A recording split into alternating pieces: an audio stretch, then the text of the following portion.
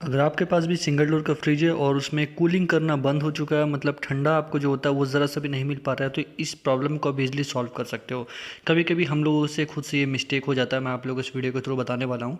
तो ये Whirlpool company है, कंपनी कोई भी सा हो सकता है, कोई मैटर नहीं करता। तो अंदर का साइड में दे सकते हैं, जहाँ पर आइस बनना था वहाँ पर पानी बन चुका है पूरा का पूरा।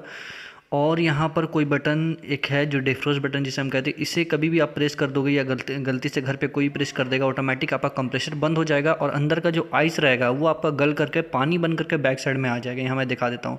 तो आपका फिर ऑटोमेटिक वैसे आपको फ्रिज आपका चालू होगा, उसके बाद फिर से आपका कूलिंग करना